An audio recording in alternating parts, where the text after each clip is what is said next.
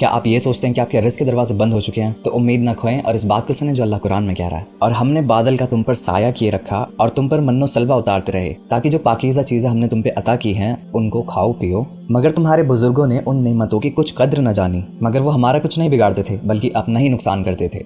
तो जब मूसा अलैहिस्सलाम की कौम इजिप्ट को छोड़ के आ गई थी और वो एक डेजर्ट में थी, तो आपको पता है कि डेजर्ट में कितनी ज़्यादा गर्मी रहती है और उनके पास कोई रहने की जगह नहीं थी, ना कोई एक टेंट था। तो वो पूरे डेजर्ट में, तब तो वे सूरज के नीचे थे, तो अल्लाह ने उनको सूरज से बचाने के लिए बादल से उन पे एक शेड कर दिया, छाया कर दी, जिससे वो उस गर्मी से बच जाए, वरना वो मर जाते गर्मी से ही। और उसके बाद अल्लाह ने खाने के लिए उनको मन और सलवा भी दिया। यहाँ पे मन का मतलब है कि आसमान से एक स्नो फ्लेक्स की तरह, जिस तरह से बर्फ गिरती है ना, उसी तरह से स्नो फ्लेक्स की तरह मन गिरता था नीचे और वो जमीन पे इकट्ठा हो जाया करता था। तो मूसा अलैहिस्सलाम की कौम उसको उठा के उससे ब्रेड बनाया करती थी। और जो क्वेल्स या फिर सलवा है वो एक तरह का पक्षी या फिर बर्ड थी, स्वॉर्म्स में आते थे, झुंड में, बड़े बड़े झुंड में आते थे हर रोज, और मूसा अलैहिस्सलाम की कौम इन्हीं बर्ड्स का शिकार किया करते थे। अब बेसिकली बात इतनी सी है कि अगर आप एक रेगिस्तान में भी होंगे ना और आप अल्लाह पर तवक्कुल रखेंगे तो अल्लाह आपको रिस्क देगा ही देगा। और आखिर में एक मूसा अलैहिस्सलाम की दुआ है, इसको आप जरूर पढ़ा करें, लाजमी पढ़ा करें। ये दुआ रिस्क ही है, रब्बी इन्नी लिमा अंज़लता इलैया मिन खैरिन फ़क़ीर। ये दुआ जब मूसा अलैहिस्सलाम ने अल्लाह से मांगी थी तो अल्लाह ने उनको एक जॉब भी दी, रहने के लिए एक जगह भी दी और एक लड़की से उनकी शादी भी हो गई थी।